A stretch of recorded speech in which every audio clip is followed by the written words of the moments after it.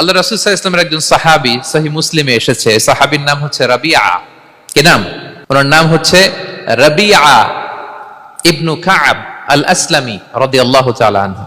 উনি বলেন, কুনতু আবিতু ইনদা রাসূলিল্লাহ, একবার আমি রাত্রিবেলা রাসূল সাল্লাল্লাহু আলাইহি ওয়াসাল্লামের সাথে ছিলাম, কোন এক কারণে রাসূলের সাথে রাত কাটিয়েছি। তো রাসূল সাল্লাল্লাহু আলাইহি ওয়াসাল্লাম যেহেতু তাহাজ্জুদের সালাত পড়েন, তো তিনি বলেন, আমি মাঝরাতে উঠে একটা গামলা দিয়ে, পাত্র দিয়ে অজুর পানি নিয়ে আসছি বিশ্বনবীর জন্য, এনে দিলাম। বিশ্বনবী এত খুশি হলেন, আমাকে বললেন, সাল, হে কাব, তোমার কি লাগবে চাও। উনি বললেন, আসআলুকা মুরাফাকাতাকা ফিল জান্নাহ। উনি বললেন, ইয়া রাসূলুল্লাহ, আপনি যদি কিছু চাইতেই বলেন তাহলে আমি জান্নাতে আপনার সাথে থাকতে চাই। দেখেন কিভাবে ওনারা সুযোগ কাজে লাগাতেন।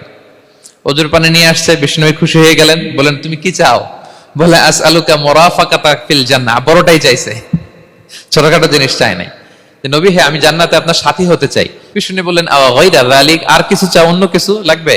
বলতেছে, না, উরিদু যাক, শুধু এইটাই চাই। তখন বিষ্ণু সাল্লাল্লাহু আলাইহি ওয়াসাল্লাম বললেন, আইন্নি আলা নাফসিকা বিকাসরাতি সুজুদ, এই মর্তবা যদি তুমি চাও তাহলে বেশি বেশি সেজদায় লুটিয়ে থাকো। আলাইকা বিকাসরাতি সুজুদ, বেশি বেশি সেজদা দিও। যদি সেজদায় পড়ে থাকতে পারো তাহলে জান্নাতে আমার সাথী হতে পারবা। আল্লাহু আকবার।